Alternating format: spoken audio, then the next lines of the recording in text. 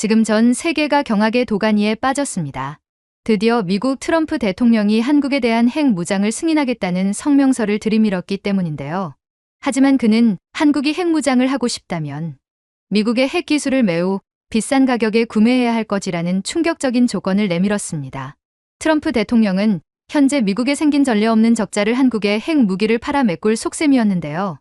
그러나 이에 대해 한국이 내민 카드에 전 세계가 경악을 하고 있다고 합니다. 그리고 한국은 핵 무장과 돈 절약이라는 두 마리 토끼를 잡게 되었다고 하는데요. 그렇다면 도대체 한국이 어떤 히든카드를 꺼냈던 것일까요? 안녕하세요. 제 이름은 마이클 할런드입니다. 미국 해군 분석국에서 국방 전략을 담당하고 있죠. 저는 이번에 한국에서 열리는 정상회의에 참석하기 위해 준비 중에 있었습니다. 그러나 뭔가 이상했어요. 이번 회담에 대한 공지를 들여다봤는데 아무리 봐도 이건 단순한 국제회담이 아닌 것 같았거든요. 경호 인원은 평소의 2배였고 드론은 금지되었으며 통역사들의 숫자마저 제한되어 있었습니다. 국제회담에 이렇게나 긴장된 분위기에서 진행되다니 이건 도대체가 말이 안 되었어요. 그리고 마침내 대표자 명단을 확인하자 저는 그야말로 경악을 할 수밖에 없었습니다. 무역 담당자, 재무 전문가, 그리고 제 눈을 멈추게 한 이름 하나. 핵정책 담당자가 포함되어 있었어요. 저는 조용히 보좌관에게 물었습니다. 국제회의에 왜 핵정책 담당자가 있죠? 그는 잠시 머뭇거리며 대답했습니다. 에너지 안보 때문이 아닐까요? 아무런 도움이 되지 않는 답변이었어요. 그렇게 저는 긴장감을 느낄 뿐이었습니다. 도대체 이번 한국에서 열리는 정상회담에서는 어떤 무지막지한 일이 기다리고 있을까요? 그리고 이러한 이상한 점은 저뿐만 아니라 모두가 느끼고 있는 듯 했죠. 그날 아침 미 국방부 상황실은 평소보다 훨씬 차가웠습니다. 불은 희미했고 벽면에는 동북아시아 지도와 전력 배치도가 떠 있었어요. 저는 합참의장들 사이에 앉아 조용히 메모를 하며 모두가 같은 문제로 다투는 모습을 지켜봤습니다. 어떻게 미국이 주도하는 국제 질서에서 통제를 잃지 않으면서 비용을 줄일 것인가에 관한 사항이었죠. 국가안보보좌관 로버트 킨이 서류철을 탁 덮었습니다. 우리는 피를 흘리고 있습니다. 예전의 미국이 아니에요. 아시아 주둔비만 연간 300억 달러, 물류비로 200억 달러 더 나가죠. 계속 이대로라면 의회가 버틸 리가 없어요. 한 장군이 팔짱을 끼고 말했습니다. 그럼 주한미군 일부를 철수합시다. 이제 한국은 스스로 감당할 수 있을 겁니다. 비용을 줄여야죠.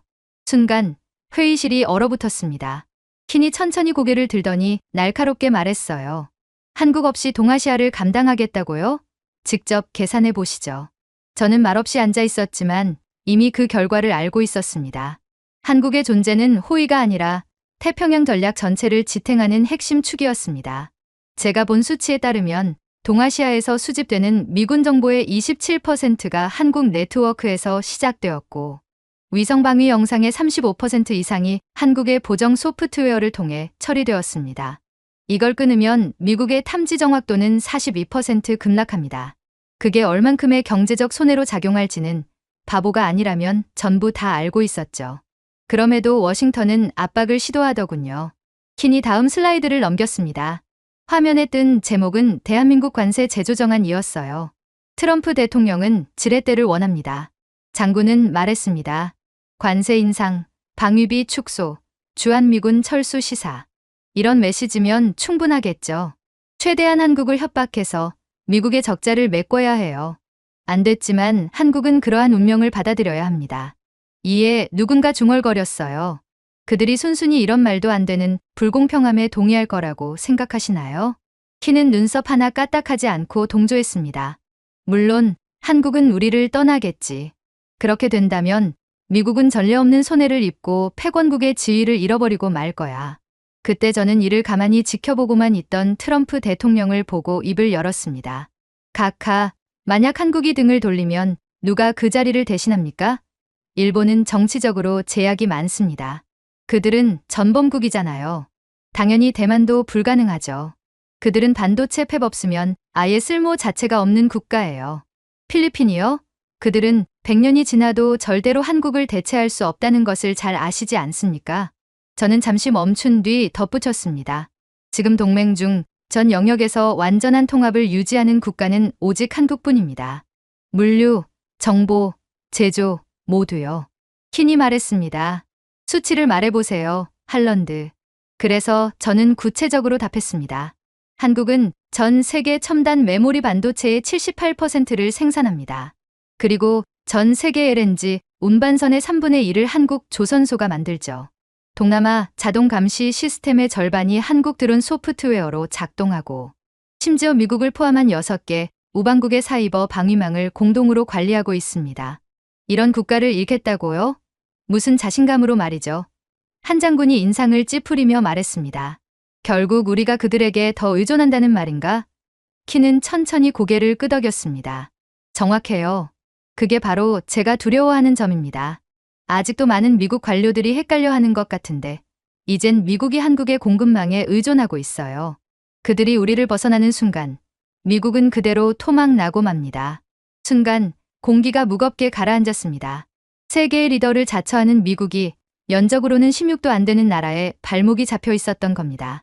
그러나 그 나라는 단 한 번도 목소리를 높이거나 약속을 어기거나 생색을 낸 적이 없었어요. 그저 조용히 동맹국인 미국을 도울 뿐이었죠. 테이블 끝에 누군가가 비웃듯 말했습니다. 그래도 한국은 여전히 우리의 해구산 아래 있잖아요. 저는 고개를 저으며 말했습니다. 그럴지도요. 하지만 그 우산의 우산대도, 천도, 날씨 예보 앱도 전부 그들이 만들었죠. 자, 이제 누가 누구에게 의존하고 있죠? 회의실에 웃음이 흘렀지만 킨은 웃지 않았습니다. 신사 여러분, 그가 지도를 가리키며 말했습니다. 모든 항로, 위성 중계, 공급망이 서울을 거칩니다. 그 실 한 가닥만 끊어도 이 거대한 거미줄은 무너지고 말아요. 정적이 흘렀습니다. 오직 프로젝터의 웅웅거림만이 들렸습니다. 킨은 깊은 숨을 내쉬었습니다. 공식적으로는 말할 수 없지만 우리는 이미 알고 있습니다. 이 동맹에서 한국이 없으면 아무것도 돌아가지 않는다는 걸요. 그들은 우리의 억제력, 기술 기반, 아시아 내 신뢰의 절반을 담당하고 있습니다. 만약 그들이 방향을 바꾼다면 50년의 균형이 하루 만에 무너집니다. 아니, 만약에 한국이 중국에 붙기라도 하는 날에는, 그때는 미국이 패권국을 차지하고 이를 유지하고자 노력했던 모든 세월과 천문학적인 비용이 물거품처럼 무너져 내리고 맙니다. 회의가 끝나고 복도에서 트럼프 대통령을 따라가며 물었습니다. 각하, 그럼 관세 정책은 어떻게 하실 생각이십니까? 여전히 한국에 대한 강대강의 정책을 취하실 겁니까? 그러자 그는 한숨을 쉬며 말했습니다. 곧 중간 선거가 있습니다. 당연히 선거 전에 강하게 보여야 하죠. 당신의 주장도 일리가 있지만 아무튼 우리는 한국에 대한 강력한 조치를 취하는 척 연기라도 해야 하는 상황이라는 것입니다. 그래야만 지지율을 유지할 수 있거든요. 저는 그저 한숨을 쉴 뿐이었습니다. 그깟 지지율 때문에 한국을 잃는다고요? 트럼프 대통령은 하나만 알고 둘은 모르고 있었습니다. 그래서 저는 다시 킨에게 다가갔어요. 한국은 위협할 수도 무너뜨릴 수도 없는 나라예요. 너무 조용하고 너무 효율적입니다. 트럼프의 한국 압박은 분명 미국의 이익으로 돌아오기는커녕 괴멸적인 결과를 낳을 뿐일 거예요. 그럼 어떻게 하실 겁니까? 킨이 물었습니다. 저는 걸음을 멈추고 말했어요. 워싱턴이 깨닫게 해야죠. 한국의 침묵은 절대로 약함을 뜻하는 게 아니라는 걸요. 한국을 위해서가 아니라 미국을 위해서 말입니다. 그날 밤 포토맥 강을 내려다보며 저는 두려움에 온몸이 떨렸어요. 미국이 현재 목소리를 높이는 이유는 사실 두려움 때문이었습니다. 반면 한국은 말할 필요가 없었어요. 실력이 이미 말하고 있었으니까요. 다음 날 아침 킨의 사무실에서 짧은 내부 메모가 돌았습니다. 모든 전략 모델 재개, 서울을 핵심 지휘 노드로 지정할 것. 그건 성명서도 사과문도 아니었습니다. 하지만 워싱턴이 마침내 계산을 끝냈다는 신호였습니다. 그리고 그 결과는 단 하나였어요. 한국이 바로 그 방정식이었다는 말이었죠. 그리고 그들을 빼면 어떤 계산도 성립하지 않죠. 사실 트럼프 대통령이 주한미군을 철수하는 대신 한국의 핵 무장을 허용하겠다는 입장을 밝혔을 때 그 핵이라는 단어는 제가 몸담은 세계에서 언제나 방 안의 공기를 얼어붙게 만들었습니다. 하지만 요즘 워싱턴에서는 그 단어가 다시 회자되고 있었어요. 이번엔 한국이라는 이름과 함께였어요. 위협도 우려도 아닌 가능성으로서 말이죠. 국가안보보좌관 로버트 킨이 저를 펜타곤의 비공개 브리핑으로 불렀습니다. 문이 닫히자 스크린에는 푸른빛으로 빛나는 한반도가 떠올랐어요. 비공식적으로 논의해야 할 사안이 있습니다. 그가 말했습니다. 핵 억제력 말입니다. 한국의 핵 억제력. 저는 눈썹을 찌푸렸습니다. 그 주제는 금기 아니었습니까? 트럼프 대통령도 진심으로 했던 말은 아니었을 거예요. 키는 의자에 기대며 말했습니다. 맞아요. 하지만 계산 결과가 바뀌었습니다. 그는 대한민국 핵자율화의 전략적 비용, 편익 분석이라는 문서를 열었습니다. 그래프는 냉정했어요. 한국이 비핵 상태를 유지할 경우 킨이 말했습니다. 미국은 동아시아 억제작전에만 연간 460억 달러를 씁니다. 반면 한국이 부분적 핵 억제 능력을 확보하면 물론 우리 감독 아래 말입니다. 미국은 매년 280억 달러를 절약할 수 있고 아시아 태평양 지역 강화 효율은 36% 상승합니다. 즉, 한국의 핵무장은 고려해야 하는 사항이 아닌 미국의 경제 파산을 막기 위해서라도 반드시 일어나야만 하는 일이란 말입니다. 저는 숫자를 바라보며 말했어요. 이건 동맹의 호의가 아니라 회계의 문제군요. 그러니까 한국은 미국의 이익을 위해서라도 핵 무기를 가져야 한다는 논리예요. 그는 미소 지었습니다.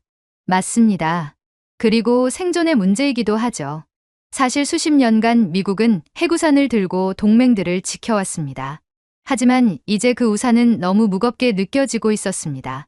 그리고 그 무게를 함께 들어 올릴 수 있는 유일한 나라는 정확하고 절제된 체계를 가진 한국뿐이었습니다. 그날 오후 저는 한국과학기술정보통신부가 보낸 기술 자료를 검토했어요. 그리고 그건 정말 충격적이었죠. 한국이 보낸 것은 단순한 정책 문서가 아니라 정밀함의 교본이었기 때문입니다. 한국의 소형 모듈형 원자로 효율 99.997%, IAEA 안전 위반 35년간 연건, 원자로 가동 신뢰도 99.82%, 그건 구호가 아니라 수치였습니다. 보고서에는 한국의 원전 시스템이 규모 8.0의 지진에도 견디며 72시간 내 자가 재가동이 가능하다고 적혀 있더군요. 모든 수치가 보여주는 건 단 하나, 한국의 세계 최강의 압도적인 제어력과 신뢰성이었습니다. 그것은 조용하지만 그 어떤 무기보다 강력한 언어였죠. 그날 밤 저는 이번 국제회담 담당이었던 서지은 씨와 화상 통화를 했습니다. 그녀의 표정은 늘 그렇듯 침착했어요. 보고서 보셨죠? 봤습니다. 이런 수준은 처음입니다. 그녀는 조용히 말했습니다. 우리의 강점은 규모나 소음이 아닙니다. 정밀함입니다. 제가 웃으며 대답했어요.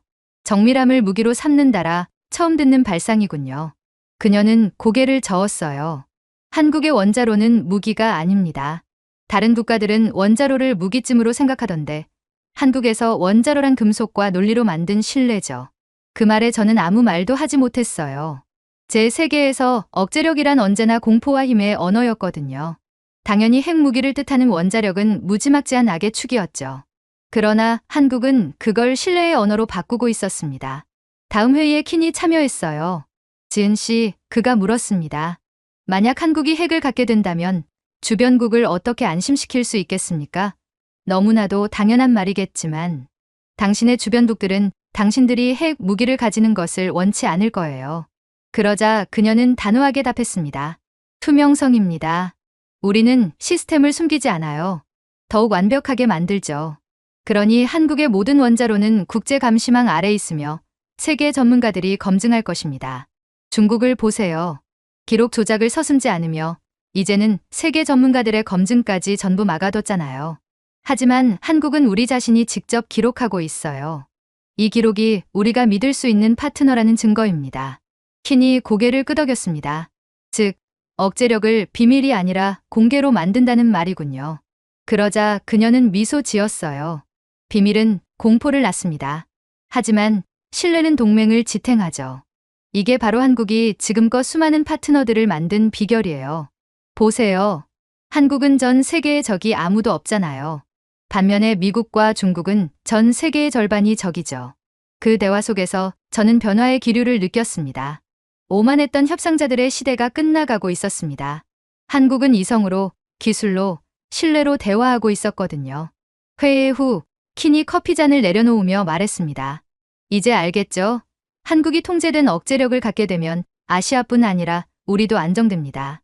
일본은 안심하고 대만은 보호받으며 중국은 신중해집니다.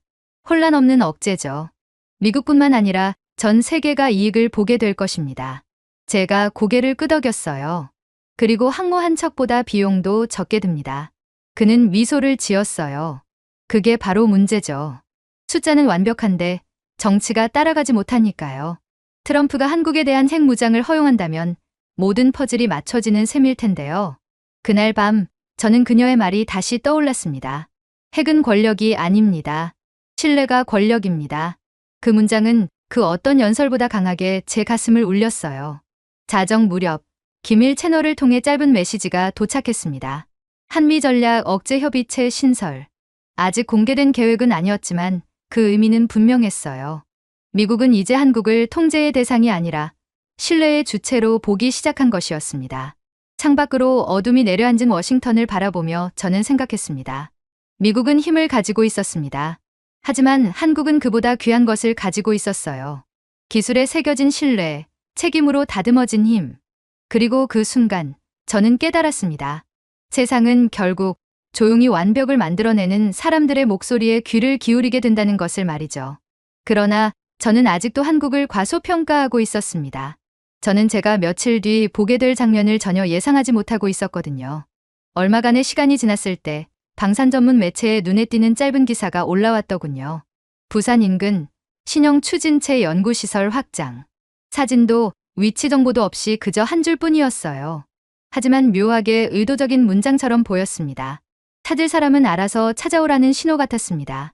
그날 밤 저는 보안망을 통해 위성 영상을 열람했습니다. 울산 남쪽 기장군 해안 근처. 그곳에 새 건물들이 포착되었습니다. 둥근 구조물, 지나치게 정돈된 배치, 민간 시설치고는 비정상적으로 깨끗했죠. 확대해보니 냉각선이 촘촘히 연결된 거대한 강철 실린더가 눈에 들어왔습니다. 8개의 보조경납고가 빙 둘러 있고 용접선 하나 어긋남 없이 완벽했습니다. 그건 미사일 사일로가 아니었습니다. 훨씬 더 정교한 무언가였죠. 저는 즉시 한민우 박사에게 전화를 걸었습니다. 민우 씨, 울산 근처에 있는 그 구조물 봤습니다. 우리가 걱정해야 합니까? 그러자 그는 미소 섞인 목소리로 답하더군요. 한국의 정밀함이 무섭다면 그럴 수도 있겠죠. 그건 소형 핵분열 추진체입니다. 공식적으로는 해양 에너지용입니다. 공식적으로요? 그가 잠시 웃었습니다. 비공식적으로는 세계 최초로 방사선 누출이 0인 함정 및 방위 플랫폼용 원자로죠. 즉, 민간용과 군사용을 통합했다는 말입니까? 그가 고개를 끄덕였습니다. 그렇습니다. 세계 최초의 이중 통합형 원자로입니다. 분리하지 않고 동시에 완성했습니다. 만약 서구권 국가였다면 이건 엄청난 논란이었을 겁니다. 하지만 한국에서는 너무나도 자연스러웠어요. 한국은 이미 전 세계가 인정하는 기술 강국으로 발돋움한 상태였거든요. 물론 한국은 처음부터 이러한 전 세계의 압도적인 지지를 받았던 건 아니었어요. 불과 2년 전 한국이 통합에너지 방위 프로젝트를 발표했을 때 세계는 비웃었습니다. 그 작은 나라가 무슨 통합이냐며 말이죠. 그러나 결과는 놀라웠습니다. 한국은 단 24개월 만에 냉각 시간 83% 단축, 코어 수명 40% 연장, 경납 안정성 99.998%를 달성해냈어요. IAEA는 이례적으로 한국의 기술 보고서에 이렇게 적었습니다. 인류가 처음으로 원자로 안전의 새로운 패러다임에 도달했다. 저는 이러한 인류의 기적과도 같은 한국의 원자로를 직접 봐야만 한다는 생각이 들었고, 외교 신분으로 곧바로 한독행 비행기에 올랐습니다. 부산에서 민우 박사가 저를 맞이했어요. 입구는 커다란 푸른 천막으로 덮여 있었고, 노동자들의 작업복에는 산업통상자원부와 국방과학연구소 로고가 함께 찍혀 있었습니다. 바닷바람과 오존 냄새가 섞인 공기 속에서 민우 씨가 말하더군요. 아시겠지만 이건 단순한 원자로가 아닙니다. 철학의 시험장이죠. 한국은 이제 전 세계의 원자력 산업을 이끌게 될 것입니다. 그는 저를 천막 안으로 이끌었습니다. 거대한 원통형 코어가 투명한 수조 안에 잠겨 있었고, 냉각 채널에서는 은은한 청색 빛이 새어나왔어요. 그때 서지은 씨의 목소리가 들렸습니다. 우리는 그걸 해오름이라고 부릅니다. 평화를 위해 만들었고 지속성을 위해 설계했죠. 제가 물었습니다. 두 분이 함께 작업 중이신 겁니까? 그녀가 고개를 끄덕였습니다. 처음으로 민간 연구진과 국방 연구진이 완전히 통합됐습니다. 서로 경쟁하던 두 세계가 이제는 같은 코드로 협력합니다. 이렇게 예를 들어보죠. 한국은 삼성전자, SK하이닉스, 현대자동차 등 굵직한 글로벌 기술 기업들이 즐비해 있습니다. 그런데 그러한 기업들은 정부 연구에 직접 참여하여 자신들의 기술력을 국가를 위해 사용할 수 있어요. 이건 전 세계 최초이자 유일하게 한국만이 가능한 시스템이죠. 민우 씨가 덧붙였습니다. 다른 나라들은 부서를 나누고 벽을 세웠지만 우리는 다리를 만들었습니다. 이곳의 알고리즘은 전력을 어디에 쓰는지 신경 쓰지 않아요. 도시를 밝히든 함정을 움직이든 말이죠. 효율이 고충립이니까요. 저는 그저 할 말을 잃고 말았습니다. 미국의 애플이 자신들의 기술력을 미국 국방부를 위해 사용할 수 있을까요? 애초에 그런 체계 자체가 없어서 당연히 불가능합니다. 그러나 한국은 그것을 가능하게 있었어요. 그렇게 제가 놀란 마음을 간신히 붙잡고 코어 쪽으로 다가갔을 때 놀라운 정적이 흐르고 있었습니다. 소음도 긴박함도 없이 모든 것이 자동으로 돌아가고 있었죠. 정말 완벽하군요. 제가 말했습니다. 서지은 씨는 조용히 대답했어요. 이 시스템은 모든 것이 한국이 자체 기술력으로 개발한 AI로 구동되고 있어요. 삼성이 개발해냈죠. 그래서 기계가 스스로 수정합니다. 오차가 생기면 인간이 눈치채기 전에 바로 잡죠. 이건 통제가 아니라 신뢰의 메커니즘이에요. 그 말을 듣는 순간 깨달았습니다. 한국은 핵 기술을 민주화하려는 게 아니었습니다. 그들은 완성시키고 있었어요. 그리고 민우 씨는 경납포를 내려다보며 미소를 짓더군요. 아이러니하죠. 이 원자로는 세계 최강의 성능을 자랑하면서도 이 시설 전체의 소비 전력은 미 항공모함 한 척보다 적거든요. 그건 불가능합니다. 제가 말하자 그는 웃으며 답했습니다. 이제 세상은 변했어요. 비효율은 약함이고 효율이 곧 억제력이죠. 지금 미국은 어떤가요? 물론 덩치와 힘은 세계에서 가장 크고 강하겠지만 너무 비효율적이라 이젠 유지 자체가 불가능하게 되지 않았나요? 그래서 당신이 이곳 부산으로 온 거잖아요. 한국의 핵 원자력 기술을 검사하기 위해 말입니다.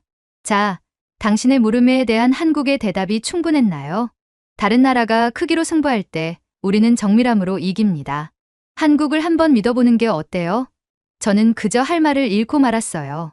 그리고 밖에서는 빗방울이 푸른 천막 위로 떨어지며 금속성의 소리를 냈죠.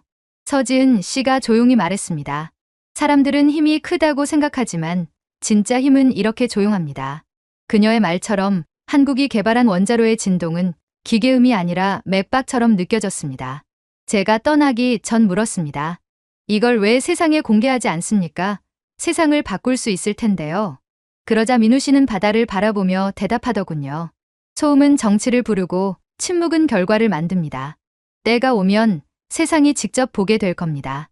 이게 바로 한국이 추구하는 방식이죠. 그날 밤 해운대 앞 호텔 창가에서 저는 바다를 바라봤습니다. 해안의 불빛 하나하나가 연결되어 있는 듯했습니다. 그 모든 빛이 하나의 원리로 이어져 있었어요. 신뢰 위의 정밀함. 세계는 오랫동안 과학을 평화용과 군사용으로 나눠왔습니다. 하지만 한국은 그 경계를 없애고 하나의 공식으로 통합했어요. 그들은 단순히 에너지를 만든 게 아니었습니다. 그들은 조화를 만들어냈습니다. 훈련과 절제, 그리고 신뢰로 다져진 나라만이 이룰 수 있는 완성이었죠. 그리고 그날 저는 푸른 천막 아래에서 분명히 느꼈습니다. 이 조용한 나라가 지금 막 새로운 시대를 여는 순간을 말이죠. 그리고 제가 미국을 귀국한 직후 곧바로 미 국방부 비상회의가 소집되었습니다. 펜타곤 회의실은 차가운 형광등 불빛 아래 긴장감으로 가득 차 있었어요. 공기에는 피로와 두려움, 그리고 말하지 못한 진실이 뒤섞여 있었습니다. 국가안보보좌관 로버트 킨이 단상에 섰습니다. 재킷은 벗어던진 채 소매를 걷어 올린 얼굴에는 결연함이 서려 있더군요. 중국이 분노했습니다. 그가 단호하게 말했습니다. 현재 미국은 한국의 핵무장에 대해 진지하게 논의 중에 있습니다. 관련 부서까지 신설했죠. 이러한 우리의 조치에 대해 외교 채널이 폭주 중이고 관영 매체는 도발적이고 무모한 결정이라고 비난하고 있습니다. 한 장군이 책상을 내리쳤습니다. 그럼 중단합시다. 또다시 군비 경쟁이 시작되면 안 됩니다. 미국은 더 이상 자금이 없어요. 파산 직전이라고요. 그러나 키는 눈 하나 깜빡이지 않았습니다. 아닙니다. 이건 경쟁이 아닙니다. 생존입니다. 그리고 우리는 한국 없이는 생존할 수 없습니다. 순간 회의실이 조용해졌습니다. 모든 시선이 그에게로 향했어요. 저는 몸을 앞으로 기울이며 물었습니다. 근거가 무엇입니까? 그는 제 눈을 똑바로 바라보며 말했습니다. 신뢰 기반의 협력. 그게 미래입니다. 그리고 한국은 이미 그걸 만들었죠. 그가 리모컨을 눌렀습니다. 스크린에는 세계 지도 위에 무수한 데이터 라인과 무역 루트가 떠올랐습니다. 그리고 모든 선이 하나의 지점으로 모였습니다. 그곳은 바로 서울이었어요. 세계 반도체 수출의 80%, 첨단 AI, 프로세서의 60%, 차세대 배터리 인프라의 45%가 하나의 나라에 의존하고 있습니다. 그가 말했습니다. 그 나라는 중국도 일본도 아닙니다. 바로 한국입니다. 누군가 중얼거렸습니다. 하지만 그들은 여전히 작은 나라 아닙니까? 키는 단호하게 답했습니다. 작지만 현대 문명을 움직이는 나라입니다. 그는 지도 앞으로 다가갔어요. 중국이 제재를 위협하면 한국은 몇 주 만에 제품 라인을 다시 설계합니다. 중국의 공급망을 아예 회피하고 모든 손해를 중국으로 하여금 독박을 쓰게 만들어버리죠. 미친 천재성을 가진 세계에서 가장 독특하고도 무서운 능력을 가진 국가입니다. 유럽의 전력망이 무너질 때면 한국의 원자로가 그것을 안정시키죠. 지난달 우리 인공위성이 태평양 상공에서 신호를 잃었을 때 통신을 복구한 것도 한국의 위성 업링크였다는 사실을 아시나요? 제가 조용히 말했습니다. 그렇다면 그들의 안정성이 곧 우리의 억제력이군요. 그는 고개를 끄덕였습니다. 맞습니다. 한국은 이미 불안정한 세계 속 유일한 상수입니다. 한대령이 소리쳤어요. 잘 알겠습니다. 한국은 미국의 중요한 파트너라는 걸요. 하지만 한국에 대한 핵 무장을 허용해준다면 중국이 틀림없이 보복할 겁니다. 경제적으로, 정치적으로, 심지어 군사적으로도요. 하지만 킨의 답변은 냉정하고 명확했어요. 우리가 준비할 필요 없습니다. 한국이 이미 준비돼 있습니다. 그들의 사이버 방어망은 하루에 1,000만 건의 공격을 차단하고 공급망 회복력은 세계 최고 수준이며 민간 기업의 적응 속도는 미국 정부보다 빠릅니다. 그는 제 쪽을 바라보며 말했습니다. 마이클, 당신도 직접 봤잖습니까? 그들의 방어 시스템은 살아있는 유기체 같습니다. 학습하고 진화하며 단 한 번도 멈추지 않죠. 중국이 그런 그들을 압박할 수 있다고요? 그리고 한국의 핵 무장을 허용하며 그들에게 신뢰감을 심어준다면 중국이 만약 미국에 그런 압박을 가하더라도 한국은 동맹국인 우리에 대한 의리를 끝까지 지킬 것입니다. 즉, 우리에겐 한국의 핵무장을 허용하는 선택지밖에는 남지 않았다는 소리예요. 저는 고개를 끄덕이며 말했습니다. 한국은 세계에서 가장 신뢰할 수 있는 국가입니다. 그들은 세지 않고 과장하지 않고 절대 흔들리지 않거든요. 그건 정말 드문 일이죠. 어쩌면 유일한 일일 수도 있습니다. 키는 미소를 지었어요. 그렇기 때문에 허용해야 합니다. 한국의 핵무장은 위협이 아니라 안정의 시작입니다. 그들의 억제력은 야망이 아니라 균형에서 나옵니다. 그때 한 보좌관이 급히 문을 열고 들어왔어요. 중국 외교부 성명 나왔습니다. 한국의 핵무장을 지지하는 모든 국가는 심각한 대가를 치를 것이다. 회의실의 공기가 팽팽해졌습니다. 키는 그 문서를 읽더니 침착하게 접었어요. 그 말 1974년부터 들었습니다. 결국 항상 똑같았죠. 중국은 소리치고 아무것도 못합니다. 반면에 한국은 정말로 움직입니다. 자, 이제 누구의 편을 들어야 할지 감이 오시나요? 제가 웃으며 물었습니다. 언론에는 뭐라고 발표하실 겁니까? 그가 어깨를 으쓱했어요. 전략적 에너지 자율성이라고 부르죠. 깔끔하잖아요. 회의실에 피식 웃음이 흘렀지만 그 누구도 속으로는 웃지 않았습니다. 워싱턴은 이제 선택의 여지가 없었습니다. 모든 공급망, 데이터 흐름, 핵심 기술이 이미 서울의 시스템에 연결돼 있었으니까요. 한국을 제외한다는 건 곧 산소를 끊는 것과 같았습니다. 회의가 끝난 뒤 저는 커피 머신 옆에서 킨을 붙잡았습니다. 정말 추진하실 겁니까? 그는 피곤한 얼굴로 웃었어요. 질문이 잘못되었네요. 우리에겐 선택지가 없어요. 반드시 그래야만 합니다. 이제는 공포로 동맹을 유지할 수 없습니다. 신뢰로 세워야 하죠. 그리고 그 신뢰를 증명한 건 오직 한국뿐입니다. 무엇을 망설이나요? 중국이 반발하면요? 그가 피식 웃었습니다. 반발할수록 자기 발등을 찍을 겁니다. 한국의 제품을 막는 순간 그들의 공장은 멈추고 위협할수록 그들의 시장이 무너집니다. 이제 한국은 경쟁자가 아닙니다. 그들은 세계의 인프라죠. 그 말이 제 머릿속에서 계속 울렸습니다. 한국 세계의 인프라. 더 이상 한 나라가 아니라 세계의 중심 축이었습니다. 저는 회의실을 나와 펜타곤의 긴 복도를 걸었어요. 성조기 옆에 걸린 태극기가 바람에 살짝 흔들렸습니다. 그 순간 저는 느꼈습니다. 세계의 언어가 바뀌고 있다는 걸 말이죠. 냉전의 단어들, 패권, 억제, 지배 등 이제는 전부 사라지고 있었습니다. 그 자리를 대신한 단어는 단순했습니다. 정밀함, 회복력, 그리고 신뢰. 한국은 더 이상 허락을 구하지 않았습니다. 그들은 필연성을 만들어냈어요. 그리고 미국은 마침내 깨달았습니다. 한국의 핵무장을 허용하는 일은 양보가 아니라 보험이었습니다. 혼돈으로부터의 보험, 오만으로부터의 보험, 그리고 크기가 곧 힘이라는 환상으로부터의 보험이었죠. 미국 자국의 이익을 위해서라도 한국은 반드시 핵 무기를 가져야 한다는 논리였습니다. 그리고 이러한 중국의 공개적인 반대에도 불구하고 결국 워싱턴이 한국의 핵 권한을 승인하려 한다는 소식이 새어나오자 세계는 즉시 요동쳤습니다. 몇 시간 만에 일본과 중국은 거의 동시에 폭발하듯 반응했어요. 누가 더 격렬하게, 누가 더 절박하게 반대하느냐의 경쟁이 벌어진 듯했습니다. 일본 언론은 붉은 글씨로 일면을 장식했습니다. 서울의 무모한 핵 자율권 추구. 아시아를 위협하다. TV 토론에서는 정치인들이 책상을 내리치며 외쳤습니다. 한국의 오만함이 새로운 전쟁을 부를 것이다. 베이징의 반응은 더 거칠었어요. 중국 외교부 대변인은 단상을 내리치며 말했습니다. 한국의 행위는 지역의 안정을 해치는 이기적인 행동이며 전 세계의 조화를 위협한다. 심지어 일부 중국 평론가들은 근거도 없이 한국이 동해 근처에서 이미 비밀 핵실험을 진행했다라고 주장했습니다. 물론 완전한 조작이었죠. 하지만 세상은 언제나 두려움이 돈이 되는 이야기에 귀를 기울이죠. 저는 펜타곤의 브리핑룸에서 그 영상을 지켜보고 있었습니다. 저들은 공포에 질렸군요. 제가 말했습니다. 키는 팔짱을 낀 채 대답했어요. 당연하죠. 한국이 진짜로 협조를 멈추면 어떤 일이 벌어질지 누구보다 잘 아니까요. 그가 제 쪽으로 몸을 돌렸습니다. 당신도 자료를 봤잖습니까? 한국이 희귀 가스 정제를 중단하면 일본의 반도체 산업은 어떻게 됩니까? 저는 태블릿을 넘기며 답했습니다. 일본의 첨단 반도체 시가 공정의 92%가 한국산 네온과 제논 공급에 의존합니다. 공급이 끊기면 8일 만에 생산이 멈추죠.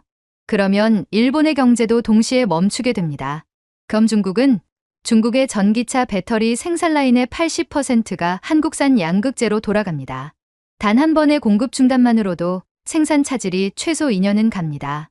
중국은 그대로 20년 전의 세계의 공장 시절로 돌아가서 평생을 가난하게 살게 됩니다. 키는 낮게 휘파람을 불었어요. 그래서 저렇게 소리를 지르는 겁니다. 다음 날 일본 총리가 TV에 나와 선언했습니다. 한국은 정치적 이익을 위해 지역 안정을 파괴하고 있다. 그러나 아이러니하게도 그 방송은 한국이 설계한 전력망으로 송출되고 있었어요. 도쿄의 불빛을 유지시킨 것도 한국의 기술이었죠. 웃음이 절로 나왔습니다. 그와 동시에 중국 국영방송은 흐릿한 위성 사진을 내보내며 한국의 원자로는 군사 목적이라 주장했습니다. 하지만 제가 확대해보니 그 이미지는 분명히 민간용 시설. 게다가 화면 한쪽에 현대에너지 로고까지 그대로 남아있었어요. 워싱턴 의회에서도 논의가 이어졌습니다. 한상원 의원이 묻더군요. 우리가 두 동맹국을 이루면서까지 한국 한 나라에 힘을 실어줄 필요가 있습니까? 이제 킨이 냉정하게 대답했습니다. 우리는 친구를 잃을 여유는 있습니다. 하지만 한국을 잃을 여유는 없어요. 그는 화면을 가리켰습니다. 일본의 양자칩 생산 장비의 70%가 한국 기술에 의존합니다. 중국의 AI 클라우드 인프라의 48%가 한국산 프로세서로 돌아가죠. 전 세계 통신 위성 상위 5기 중 3기는 한국 주파수 모듈로 작동합니다.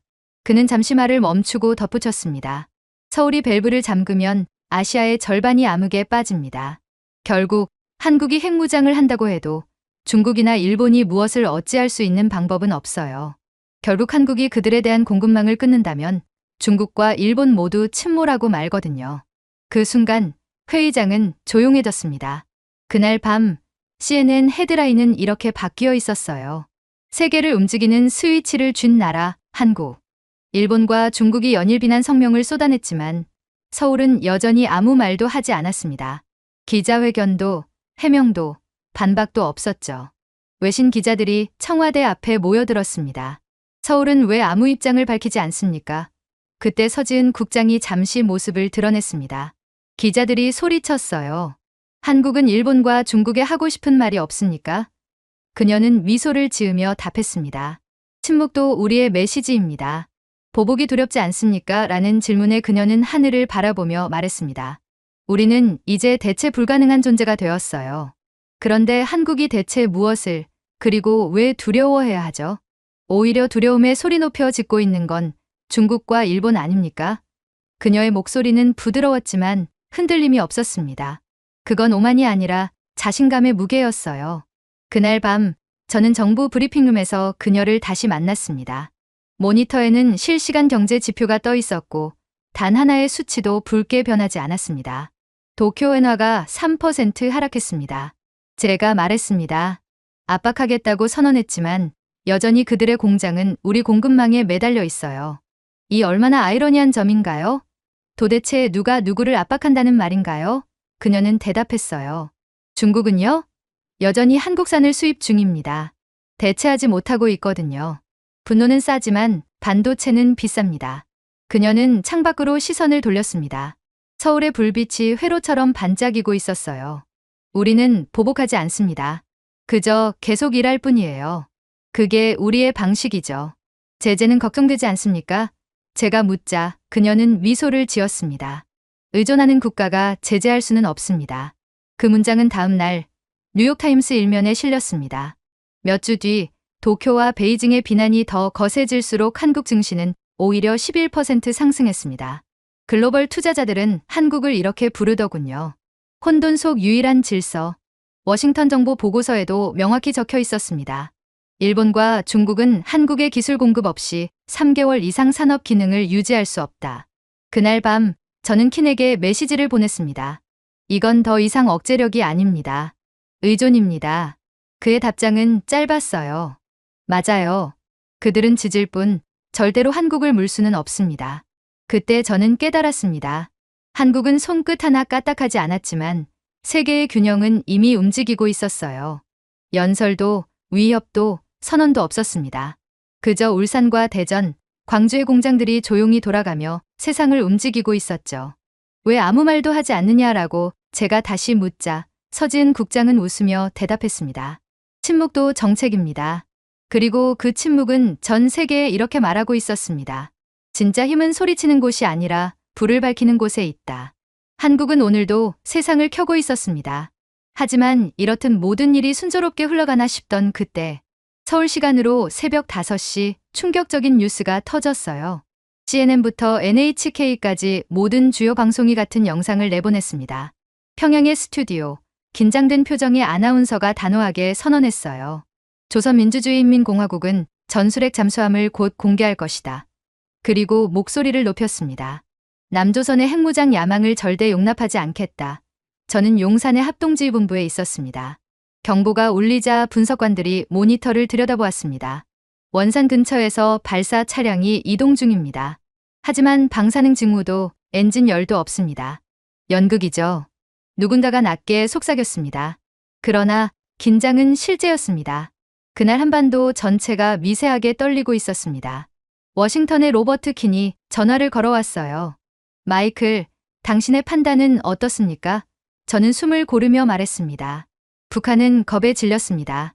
한국이 위협해서가 아니라 한국이 핵 무장을 완료하는 동시에 게임이 끝난다는 걸 깨달았기 때문입니다. 그리고 그들은 한국이 핵무장을 하는 흐름을 거스를 수 없다는 것을 깨닫고 말았죠. 그가 눈썹을 찌푸렸습니다. 무슨 뜻이죠? 한국의 억제력은 탄두가 아니라 데이터입니다. 북한은 환상으로 버텼지만 한국은 실시간 감시로 움직이죠. 환상은 언제나 현실 앞에서 무너집니다. 그는 잠시 말을 잃었습니다. 그래서 저들이 저렇게 포효하는 거군. 몇 시간 뒤 평양은 또 다른 영상을 내보냈습니다. 미사일 행진, 경직된 장군들의 박수. 세계 언론은 절박한 힘의 과시라고 표현했어요. 그러나 북한의 공포는 심리적인 것이 아니라 기술적인 이유였습니다. 한국이 최근 가동한 양자 탐지망 때문이었어요. 인공지능이 탑재된 마이크로 위성망이 북한 전역의 발사 기지를 실시간 추적했습니다. 이제 그들이 연료를 채우기도 전에 서울은 이미 보고 있었습니다. 오전 10시 북한이 단거리 미사일 3발을 동해로 발사했습니다. 경보는 울리지도 않았어요. 한국 국방장관은 단호하게 말했습니다. 추적 후 무력화하라. 몇 초 뒤 한국의 방어망이 작동했습니다. 폭발도 요란한 소리도 없었습니다. 대신 전자기 간선막이 형성되어 미사일 유도 장치가 하늘 한가운데서 꺼졌습니다. 그들은 바다로 떨어졌고 아무 일도 일어나지 않았습니다. 외신 기자가 놀라 물었습니다. 그게 다입니까? 반격은요? 그 옆에 서 있던 서지은 국장은 침착하게 말했습니다. 우린 감시 중입니다. 끝까지. 또 다른 기자가 외쳤습니다. 이건 도발 아닙니까? 그녀는 미소를 띠며 대답했습니다. 그들이 아직 작동하는 무기가 있다고 믿는다면 그렇겠죠. 그 한마디는 순식간에 전 세계로 퍼져나갔습니다. 그날 밤 평양방송은 계속 떠들었어요. 남조선의 억제력은 곧 무너질 것이다. 하지만 방송은 몇 시간 만에 갑자기 중단되었습니다. 나중에 확인된 결과 서울의 방위 인공지능이 정밀하게 차단한 사이버 교란이었습니다. 파괴가 아니라 침묵, 정교하고 정확한 침묵이었죠. 워싱턴에서는 논쟁이 이어졌습니다. 한국의 절제된 대응이 지혜인가, 오만인가? 킨이 다시 전화를 걸어왔습니다. 트럼프 대통령이 묻습니다. 한국은 충분히 대응하고 있는 건가요? 너무 안일한 건 아닌가요? 그들은 이미 끝냈습니다. 제가 말했습니다. 그들은 전쟁을 시작하기도 전에 끝냈어요. 킨은 낮게 웃었습니다. 그들의 최첨단 무기 덕분인가요? 아니요. 제가 대답했습니다. 그들의 절제 덕분입니다. 그날 밤 저는 합동작전본부를 다시 찾았습니다. 모니터에는 북한 동해안의 실시간 영상이 떠 있더군요. 움직임 없습니다.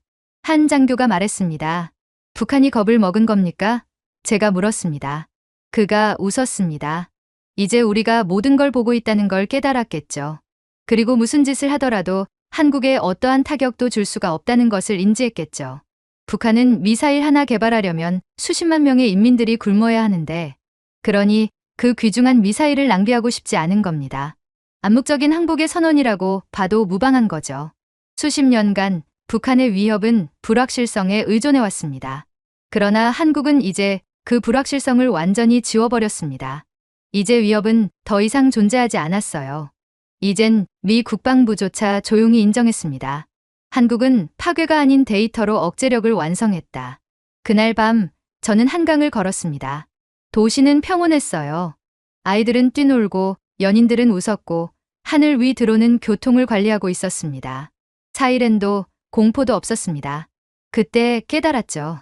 한국의 진짜 힘은 무기나 장비가 아니라 소리 지르지 않아도 흔들리지 않는 자신감이었습니다. 북한은 포효했지만 세상은 그 차이를 보았습니다. 서울은 한 발도 쏘지 않았지만 존재만으로 전쟁을 이겼어요. 때로는 가장 큰 경고가 말없이 울려 퍼집니다. 때로는 평화가 회로와 위성의 조용한 진동 속에 깃들죠. 그리고 그날 밤 서울의 불빛 아래에서 저는 확신했습니다. 억제력이란 힘의 소리가 아니라 신뢰의 침묵이라는 것을 말입니다. 그렇게 워싱턴의 아침 브리핑은 이상하리만큼 무거웠습니다. 밤사이 대통령 책상 위에 한 문서가 올라왔더군요. 표지에는 이렇게 적혀 있었습니다. 한국에 대한 핵 무장 허용, 다만 미국의 핵 기술을 프리미엄 가격으로 수입하는 조건하에 동맹 협력 유지. 이건 정책이라기보다 정치적 계산이었습니다. 한국은 미국의 감시하에 미국의 핵 기술을 비싸게 수입하는 조건으로 핵 무장을 할 수 있게 될 예정이었어요. 즉, 트럼프 대통령은 미국의 현재 문제인 막대한 재정 적자를 한국에 전부 전가할 생각이었죠. 이에 로버트 킨이 이 말을 문지르며 말했습니다. 이건 협력이 아니라 장사야. 다른 보좌관이 덧붙였습니다. 우리가 특허를 쥐고 있고 한국은 기술을 원해. 유권자들에겐 멋지게 보일 거야. 저는 아무 말도 하지 않았습니다. 트럼프 대통령은 여전히 한국이 무언가를 필요로 한다고 믿고 있었어요. 그리고 몇 시간 후 킨이 저를 조용히 불렀습니다. 마이클, 당신의 의견이 필요합니다. 한국이 정말 독자 핵 기술을 갖고 있을까요? 이들이 정말로 미국의 핵 기술을 구매할 것 같냐는 말입니다. 저는 잠시 망설이다가 대답했습니다. 공식적으로는 아닙니다. 당연하죠. 한국의 비핵화 조약에 서명한 국가거든요. 하지만 그들의 억제 시스템은 더 이상 탄두가 필요하지 않을 지경에 이르렀어요. 한국은 핵 무기가 없는 국가지만 아이러니하게도 부분적으로는 미국보다 훨씬 막강한 핵 기술을 갖고 있다는 뜻입니다. 그가 눈썹을 올렸어요. 무슨 뜻이죠? 그들은 폭탄이 아니라 구조를 만들었습니다. 이미 그 안에 힘이 있습니다. 그날 밤 저는 서울방위 데이터 사령부로부터 암호화된 영상을 받았어요. 정밀 유도 미사일 경납고 지하 통제실 그리고 궤도 위 위성 감시망이 화면에 빽빽하게 빛나고 있더군요. 그리고 그 순간 익숙한 목소리가 들렸습니다. 서지은 국장이었어요. 핵 억제력은 물리적인 코어에 있는 게 아닙니다. 그녀의 말이 차분하게 이어졌습니다. 그건 연결에 있습니다. 한국의 유도 시스템은 600개 이상의 플랫폼이 지상에서 궤도까지 0.1초 이내에 동기화됩니다. 제가 물었습니다. 모든 발사 벡터가 연결되어 있다는 뜻입니까? 그녀는 고개를 저었어요. 단순한 연결이 아닙니다. 통합입니다. 시스템 전체가 하나처럼 생각합니다. 그 시뮬레이션은 경이로웠어요. 수십 발의 가상탄두가 날아오르며 실시간으로 궤도를 수정했습니다. 사람의 지시 없이 인공지능만으로 말이죠. 명중률 99.94%. 반응 속도는 0.013초더군요. 이건 세계 어느 나라의 방어망도 따라올 수 없는 수치였습니다. 사실 핵미사일의 발전과 더불어 이에 대응하는 격추 시스템까지 많이 개발된 터라 핵미사일의 명중률이 80%를 넘어가는 경우는 거의 없거든요. 그러나 한국은 이미 유도체에 AI 기술까지 적용하여 백발백중에 미친 성능의 핵미사일을 만들 수 있던 거였습니다. 다음 날 트럼프 내각은 서울과의 화상회의를 열었습니다. 한 보좌관이 자신 있게 말하더군요. 미국이 한국에 추진 기술을 제공하겠습니다. 진짜 차세대의 역량이죠.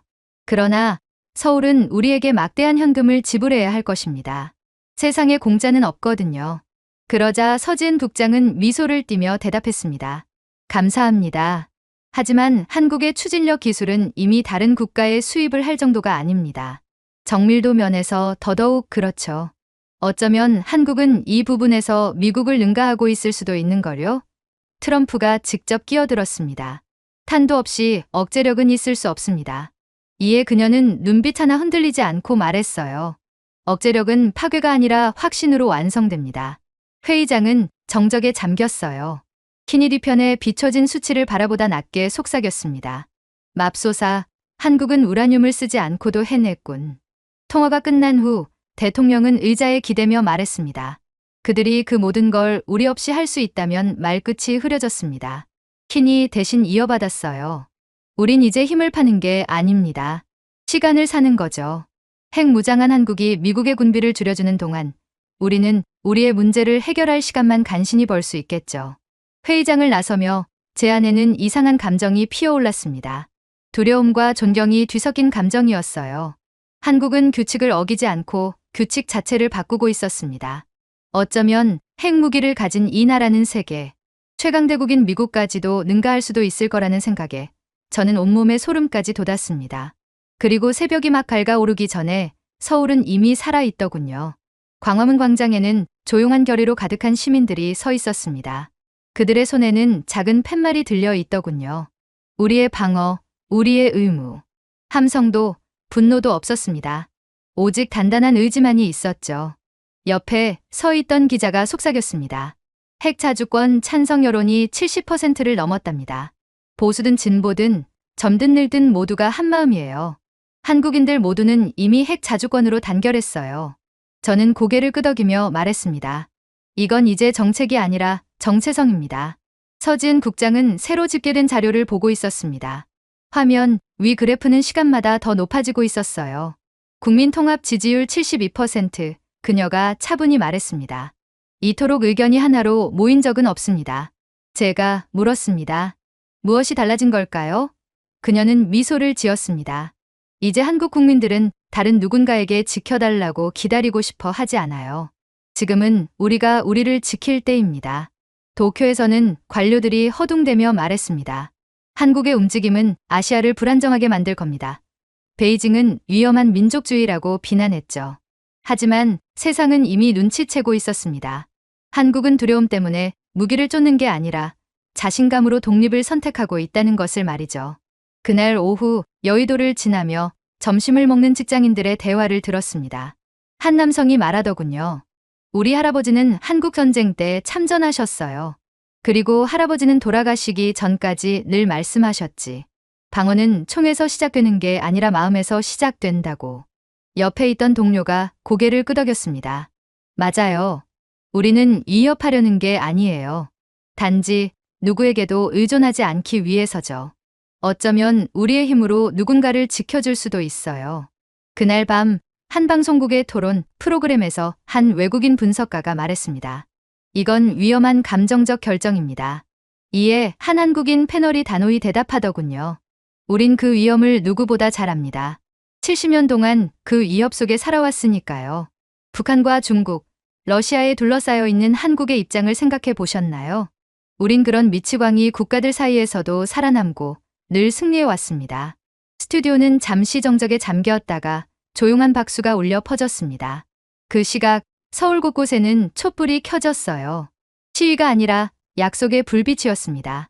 가족들이 함께 서 있었고 아이들은 작은 태극기를 흔들고 있었죠. 한 소년이 어머니에게 물었습니다. 엄마, 우리가 우리 방패를 만들면 이제 강해지는 거야? 어머니는 미소 지으며 대답했습니다. 그래, 이제는 두렵지 않아도 돼. 다음 날 아침 저는 서지은 국장을 다시 만났어요. 정부가 이끌었던 게 아니에요. 그녀가 말했습니다. 국민이 먼저였습니다. 제가 되물었습니다. 그럼 정부가 따라간 건가요? 그녀가 고개를 끄덕였습니다. 맞아요. 이건 정책이 아니라 국민의 각성이에요. 한국은 원래 이런 식으로 발전해 왔죠. 위정자들이 아닌 백성과 국민들이 나라를 이끌어 왔거든요. 청와대 근처 카페에서 한 노신사가 저를 알아보고 다가왔습니다. 당신 미국에서 오셨죠? 네, 그렇습니다. 그는 조용히 말했습니다. 우린 두려움을 주고 싶은 게 아닙니다. 단지 더 이상 구걸하고 싶지 않을 뿐이에요. 그 말이 하루 종일 제 머릿속을 떠나지 않았습니다. 그리고 그날 밤 한국의 대통령실은 짧은 성명을 발표했습니다. 대한민국은 평화를 존중하지만 그 평화를 더 이상 외조화하지 않을 것입니다. 화려한 문장도 정치적 계산도 없었어요. 오직 확신만이 있을 뿐이었죠. 그때 워싱턴의 킨이 전화를 걸어왔습니다. 한국은 정말로 실행하는 건가요? 그들은 핵무장을 할 준비가 되어 있는 건가요? 아니요, 제가 대답했습니다. 그들은 이미 진작에 실행했습니다. 이건 무기의 문제가 아니라 존엄의 문제예요. 한국은 진작부터 준비를 마친 상태였죠. 한국은 이번 기회를 절대로 놓치지 않을 겁니다. 그가 깊은 숨을 내쉬며 말했습니다. 그럼 이제는 되돌릴 수가 없는 거군. 대사관 창문 너머로 보이는 서울의 불빛은 마치 살아 움직이는 신경망처럼 반짝이고 있었습니다. 수십 년간 한국은 재건했고 버텼고 스스로를 단련했죠. 그리고 이제 처음으로 누구의 허락도 없이 스스로 서 있었습니다. 이건 군비 경쟁이 아니었습니다. 하나의 각성이었죠. 한 나라가 자기 힘을 두려워하지 않고 그 힘을 신뢰하기 시작한 순간이었습니다. 그렇게 예정되어 있던 국제회담이 시작되었어요. 서울 프레스센터는 숨조차 조심스러웠습니다. 수백 명의 기자들이 양국 국기가 함께 놓인 연단을 바라보며 기다리고 있었어요. 뒤편 스크린에는 문구가 떠 있었습니다. 공동성명 발표까지 10분. 모두가 알고 있었습니다. 오늘 미국이 한국의 핵 억제권을 공식 승인할 예정이라는 것을 말이죠. 그리고 마침내 카운트다운이 끝났습니다. 회담은 마침내 끝났지만 아무 일도 일어나지 않았어요. 문은 열리지 않았고 아무도 등장하지 않았습니다. 정적이 흘렀습니다. 그리고 그때 문 안쪽에서 단 하나의 단어가 흘러나왔어요. 우리는 한국을 신뢰하기로 결정했습니다. 물론 공식적인 핵 무장 선언은 아니었지만 그 한마디로 충분했습니다. 불과 몇 분 만에 시장은 폭발했어요. 코스피가 1시간 만에 9% 상승했고 원화는 달러 대비 6% 급등했습니다. 방위산업과 기술주는 사상 최고치를 기록했죠. 런던, 뉴욕, 프랑크푸르트의 시장도 동시에 반응했습니다. 단 하나의 단어가 전 세계의 한국에 대한 확신을 다시 세운 것이었습니다. 전문가들은 즉시 분석에 들어갔어요. 미국이 공식 문서나 조약 없이 조용히 한국의 완전한 핵 자율권을 승인한 것이라는 분석이 나왔어요. 물론 성명은 쓰이지 않았지만 세계는 이미 알아들었습니다. 한 로이터 기자가 중얼거렸습니다. 서명은 필요 없었어요. 세계가 이미 서명했죠. 워싱턴에서 로버트 킨이 기자회견을 열었습니다. 우리는 한국에 힘을 준 것이 아닙니다. 그들이 이미 가지고 있던 힘을 인정한 것입니다. 그의 목소리는 조용했지만 단호했어요. 한국은 절제된 억제력으로 진짜 신뢰를 얻었습니다.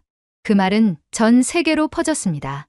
24시간 만에 유럽 3개국이 한국과 400억 달러 규모의 방위 계약을 체결했습니다. 중동 국가는 200억 달러의 에너지 및 미사일 방어 협력을 약속했어요. 스위스 중앙은행은 한국 국채를 아시아 최초의 안전자산으로 지정했습니다. 그리고 그날 밤 저는 서지은 국장을 청와대 테라스에서 만났습니다. 이런 반응을 예상하셨습니까? 그녀는 조용히 웃었습니다. 아니요. 하지만 힘이 진짜라면 굳이 말할 필요는 없죠. 그리고 그동안 한국이 보여준 기술력, 그리고 세계적 영향력을 고려해 본다면 전 세계가 이미 한국의 힘이 진짜라는 것을 알게 되었다는 것은 더 이상 놀랄 일도 아니에요. 그녀의 말은 그대로 예언이 되었습니다. 헤드라인이 쏟아졌어요. 서울의 침묵, 세계를 흔들다. 신뢰가 새로운 억제력의 통화가 되다. 수치가 그것을 증명했습니다. 방어 반응 속도 0.012초, 미사일 명중률 99.97%, 국방 물류 외국 의존도 0%. 처음으로 허락받지 않아도 작동하는 완전 자립형 억제 체계가 탄생한 것입니다. 펜타곤의 한 장군이 중얼거렸어요. 이제 한국은 누구의 허락도 없이 스스로를 지킬 수 있게 되었군. 더는 남의 해구산에 의존할 필요가 없게 된 한국은 확실히 전 세계의 최강이 될 거야.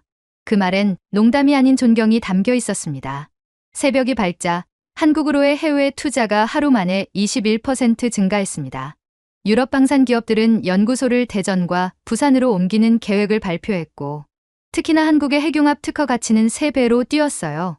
다음 날 아침 CNN 기자가 저에게 물었습니다. 정말 한국의 핵무장에 대한 성명이 없었던 건가요? 저는 웃으며 대답했습니다. 있었죠. 단 한 단어였을 뿐입니다. 원래 트럼프 대통령이 이런 식으로 빠져나갈 구멍을 만들어 놓는 방식을 선호하잖아요. 하지만 한 단어로도 충분해요. 세상은 이미 알아들었거든요. 밖은 놀라울 만큼 조용했습니다. 퍼레이드도 함성도 없었어요. 한국은 말하지 않아도 자신이 어떤 나라임을 증명하고 있었습니다. 결국 발표되지 않은 그 성명이 아이러니하게도 역사상 가장 강력한 성명이 된 셈이었습니다. 그러나 침묵은 오래가지 않았습니다. 그렇게 모든 과정이 순조롭게 풀리나 싶던 그때 누구도 예상치 못했던 폭풍이 시작되었거든요. 처음에는 한국 위성 원격 측정의 희미한 왜곡, 인천 근처에서 깜빡이는 전력 중계기 몇 대, 부산 항구, 전력망의 결함 등 거의 보이지 않았습니다. 하지만 몇 시간 만에 그 침묵은 혼돈의 교향곡으로 바뀌었죠. 중국, 러시아, 그리고 그들의 디지털 용병들은 한 가지 목적을 위해 힘을 합쳤습니다. 한국이 아시아를 주도하는 새로운 질서를 깨기 위해 손을 잡았던 거였죠. 유출된 러시아 지침에 따르면 아이언 네트 작전이라고 했습니다. 그들은 47개의 조정된 노드를 사용하여 한국에 대한 복합 사이버 공격을 시작했어요. 그들의 목표는 간단했습니다. 한국의 신경 인프라를 마비시키고 침묵의 억지력에 대한 신뢰를 파괴하며 한국의 기적이 단지 깨지기 쉬운 환상에 불과했음을 전 세계에 증명하는 것이었습니다. 쉽게 말해 전 세계 앞에서 한국에 개망신을 주며 한국은 핵무기를 가질 준비가 되지 않은 믿을 수 없는 국가라는 것을 증명하는 거였죠. 그렇게 오전 2시 16분 서울의 하늘이 검게 변했습니다. 모든 민간 위성 피드가 어두워졌어요. 은행 거래가 중간에 멈췄습니다. 동시에 위장된 중국 기상 위성에서 발사된 일련의 전자기 펄스가 한반도 전역의 GPS를 교란시켰습니다. 대전과 광주의 일부 지역에서 전력이 깜빡였어요. 수십 년 만에 처음으로 청와대 상황실이 완전히 조용해졌습니다. 여러 차례의 침입이 감지되었습니다. 발언은 아직 불명입니다. 라고 한 국방 분석가가 외쳤습니다. 알 수 없다고? 서지은의 목소리가 허공을 가르며 말했다. 알 수 없는 건 없어. 위치가 아니라 논리를 추적해. 저는 한민우가 제가 본 것 중 그 어떤 것보다 빠르게 명령을 입력하는 모습을 지켜보았습니다. 곧 한반도의 홀로그램 지도가 빨간색으로 펄싱되었어요. 중국은 이르쿠츠크 네트워크에서 잘못된 경로를 사용하고 있습니다. 라고 그는 중얼거렸습니다. 러시아는 카자흐스탄 에너지 중계기 뒤에 숨어 있습니다. 그들은 민간 노드와 군사 노드, 즉 모든 것을 혼합하여 한국을 공격하고 있어요. 공격은 무자비했습니다. 수십 개의 외국 본넷이 양자 암호화된 패킷으로 한국의 방공 시스템에 범람하여 가짜 미사일 신호를 생성했습니다. 러시아 코드홈은 물류 위성을 탈취하여 동해로 리디렉션하려고 시도했죠. 결국 중국 인공지능이 생성한 헛소문이 전 세계 미디어에 퍼졌습니다. 한국 시스템이 손상되었습니다. 서울시 해외 원조 요청, 신뢰 모델이 무너집니다. 어느 것도 사실이 아니었지만 세상은 알고리즘이 보여준 것을 믿었습니다. 마이클, 지은이가 침착하게 저를 향해 말했습니다. 이제 아무도 본 적 없는 것을 보게 될 거예요. 갑자기 전체 방어망이 파란색으로 깜빡였습니다. 인공 지평선이 안정되었어요. 그러고 나서 한국의 자율 양자방어 네트워크인 화랑이 온라인에 등장했습니다. 숨이 막힐 정도였습니다. 서구의 반응 기반 시스템과 달리 화랑은 공격에 대응하지 않고 예측했어요. 모든 악의적인 신호는 분리되고 굴절되며 원점으로 되돌아가 무해한 데이터로 다시 작성되었습니다. 적의 암호가 실시간으로 무너지기 시작했어요. 러시아가 자국 네트워크에 대한 통제력을 잃고 있습니다. 한 국방부 분석가가 피드에 대해 소리쳤습니다. 중국의 위성 중계기가 방금 안전 모드로 재부팅되었습니다. 또 다른 목소리가 이어졌습니다. 방 안에 아무도 그것을 믿을 수 없었습니다. 저는 거의 홀린 듯 계단식 데이터 스트림을 응시했어요. 중국과 러시아에서 나온 각 적대적 코드는 한국의 훈련 데이터로 변환되었어요. 각 공격은 한국의 기계 학습 입력으로 용도 변경되었죠. 즉, 31분 만에 역사상 가장 조직적인 사이버 공격이 한국 역사상 가장 큰 무료 업그레이드가 되었습니다. 한국은 모든 공격을 완벽하게 방어했을 뿐만 아니라 이 데이터를 자신들의 AI 빅데이터 머신러닝 시스템에 적용하여 오히려 자신들의 기술력 향상에 이용했던 것입니다. 이게 바로 한국이 세계 최강으로 올라선 이유인 것 같았어요. 공격을 받을수록 더욱 강력해지는 나라가 있다니 도대체 이런 나라를 누가 막겠어요? 그렇게 새벽이 되자 네트워크가 복구되었을 뿐만 아니라 28% 더 빠르고 42% 더 효율적이며 동일한 공격 벡터에 완전히 면역되었습니다. 중국의 EMP 위성이요. 화랑의 미끼 업링크로 촉발된 자체 페일세이프 시스템으로 비활성화되었어요. 러시아의 침투 거점, 자체 방화벽에 주입된 자가 루프 명령에 의해 영구적으로 연결이 끊겼습니다. 세계에서 가장 큰 두 침략자는 방금 자신들의 무기로 굴욕을 당한 셈이었어요. 이건 방어가 아니었어요. 제가 속삭였습니다. 이건 진화였어요. 인류의 진화 말이에요. 지은은 눈을 차분하게 돌렸습니다. 아니요, 마이클. 이건 조화였어요. 당신이 구축한 시스템을 신뢰하면 혼돈조차도 데이터가 됩니다. 한국은 이런 방식으로 전 세계 데이터를 통해 가장 강력한 존재로 거듭났죠. 햇빛이 서울을 비추면서 세상은 이해하기 시작했습니다. 결국 전 세계 앞에서 개망신을 주려던 중국과 러시아의 시도는 오히려 전 세계 앞에서 한국이 얼마나 준비된 국가였는지를 보여주는 강력한 홍보만 되었을 뿐이었어요. 곧바로 CNN이 헤드라인을 장식했습니다. 한국, 사이버 전쟁을 글로벌 AI 돌파구로 전환. 충격 속의 라이벌 파이낸셜 타임즈는 이를 인터넷이 한국어를 배운 날이라고 불렀습니다. 한때 회의적이었던 알자지라조차도 소음 대신 지식으로 싸우는 나라라고 묘사했죠. 시장은 전례 없는 반응을 보였습니다. 한국의 AI 방산 기업들은 하룻밤 사이에 총 4,800억 달러의 가치를 달성했습니다. 유럽 정부들은 화랑의 적응형 프레임워크에 접근하기 위해 600억 달러 규모의 추가 계약을 체결했어요. 이번 주말까지 미국, 프랑스, 인도, 심지어 사우디아라비아를 포함한 70개 이상의 국가들이 공식적으로 한국 통합 의정서를 요청했습니다. 하지만 서울은 자랑하지 않았습니다. 퍼레이드도 공지도 없었죠. 폭풍이 지나간 후 아침 공기 속에 햇살처럼 드리워진 무언의 자부심만을 가질 뿐이었습니다. 중국과 러시아의 공격 후 첫 대응이 무엇이었느냐는 기자들의 질문에 지은은 희미한 미소로 대답하더군요. 우리는 적들의 모든 공격을 공개 데이터로 보관했습니다. 라고 그녀는 말했습니다. 모든 국가가 이를 연구할 수 있습니다. 중국과 러시아의 사이버 공격에 대응하고자 하는 모든 국가들은 자유롭게 이를 연구할 수 있어요. 도대체 왜 그런 선택을 하신 겁니까? 그래봤자 한국이 얻는 게 뭐가 있죠? 저는 나중에 물었습니다. 인내심 없는 힘은 두려움일 뿐입니다. 그리고 전 세계는 한국이 신뢰할 수 있는 친구라는 것을 알게 되겠죠. 이러한 신뢰야말로 한국이 현재 핵 무장을 코앞에 둘 수 있는 이유입니다. 라고 그녀는 대답했습니다. 며칠 후 유엔은 역사적인 긴급 정상회의를 소집했습니다. 서방, 중동, 그리고 아시아 지도자들이 처음으로 만장일치로 한국 주도의 디지털 회복력 헌장을 채택하기로 합의하며 서울을 글로벌 기술 안정의 중심지로 명명했어요. 워싱턴에서 로버트 키는 언론에 연설했습니다. 중국과 러시아는 한국을 공격하여 평화를 깨뜨렸습니다. 라고 그는 말했습니다. 대신 한국은 공격의 개념 자체를 깨뜨렸습니다. 저는 홀 뒤쪽에서 경외감에 가까운 희귀한 감탄을 느끼며 지켜보았어요. 결국 적들이 한국을 파괴하기 위해 구축한 것이 왜 아무도 다시는 한국을 물리칠 수 없는지를 보여주는 증거가 되었습니다. 폭탄도, 거짓말도, 알고리즘도 마찬가지였어요. 한국은 방어를 예술로 바꾸었습니다. 그리고 그건 전 세계에서 오직 한국만이 할 수 있는 것이었죠. 그렇게 서울 하늘이 옅은 금빛으로 물들 무렵 저는 창가에 앉아 노트를 펼쳤습니다. 서울의 도시 아래는 고요했고 마치 평범한 하루처럼 보였습니다. 그러나 모두 알고 있었어요. 핵무기가 없는 한 나라가 그것을 가진 나라들보다 더 막강한 억제력을 이뤄냈다는 사실을요. 저는 노트 맨 위에 이렇게 적었습니다. 동맹은 보호가 아니라 신뢰다. 그 문장은 서지은 국장이 제게 했던 말이었습니다. 신뢰는 통제보다 오래갑니다. 무기는 녹슬고 체계는 바뀌지만 신뢰는 남습니다. 특히 자기 자신에 대한 신뢰는요. 이제야 그 말의 뜻을 진심으로 이해했습니다.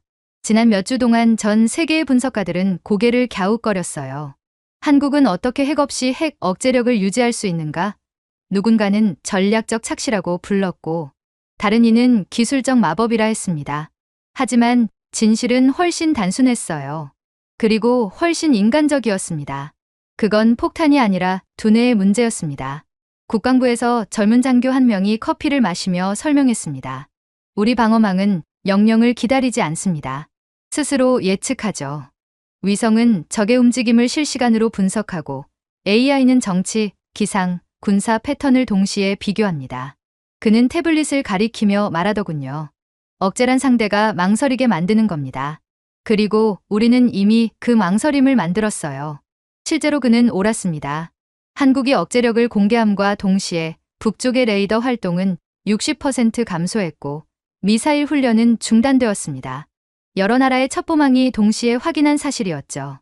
한국의 막강한 기술력과 파워가 결국 한국을 지키는 힘의 원동력이었던 거였습니다. 아무도 이 나라를 시험하려 하지 않는다. 한국은 모든 걸 보고 즉시 반응하며 결코 떠들지 않았습니다. 그게 이들의 가장 무서운 점이었죠. 제네바에서 한 프랑스 외교관이 기자들에게 이렇게 말하더군요.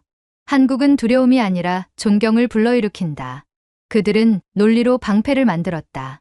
한편 워싱턴의 싱크탱크들은 코리안 모델이라는 보고서를 내놓았어요. 파괴력 없는 억제 시스템, 정밀함과 자동화, 그리고 신뢰로만 완성된 구조, 심지어 미 국방부조차 태평양 지휘부에 한국형 데이터 링크 체계를 도입했습니다. 이 소식을 전했을 때 지은은 웃으며 말했습니다. 모방은 최고의 찬사죠. 하지만 완전히 따라하진 못할 거예요. 왜죠? 제가 물었습니다. 그들은 마음가짐이 다르니까요. 겸손은 코드로 만들 수 없어요. 그러나 한국은 반만년이라는 세월이 겸손의 역사죠. 그 말이 오래 남았습니다. 한국의 힘은 규모에서 오지 않았습니다. 그건 절제와 집중, 그리고 자신을 신뢰하는 문화에서 나온 것이었어요. 그날 밤 저는 한강변을 걸었습니다. 하늘 위에 수백 대의 드론이 일정한 패턴으로 비행하고 있었습니다. 그건 감시 장치이자 하나의 살아있는 방어 생태계였어요. 한 아이가 물었습니다. 아빠, 저거 무기예요? 아버지가 웃으며 답했습니다. 아니야, 저건 우리를 지키는 눈이야. 총보다 똑똑하지. 저는 미소를 지었습니다. 그 말보다 정확한 정의는 없었습니다. 며칠 후 세계 시장의 안정지수가 10년 만에 최고치를 기록했습니다. 유럽 각국은 한국의 데이터 연동 기술을 도입했고, 오랜 경쟁국들마저 위성 AI 협력 제안을 보냈습니다. 하지만 진짜 변화는 정치가 아니라 인식이었어요.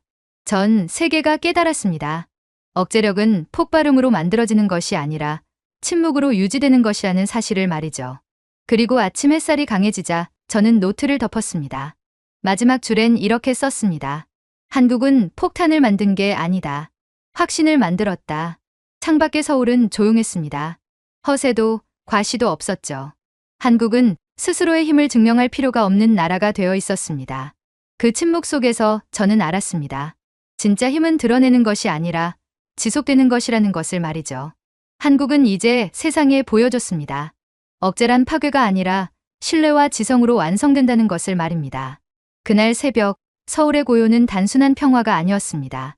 그건 더 이상 증명할 필요 없는 나라의 확신 그 자체였습니다. 제가 준비해온 내용은 여기까지입니다.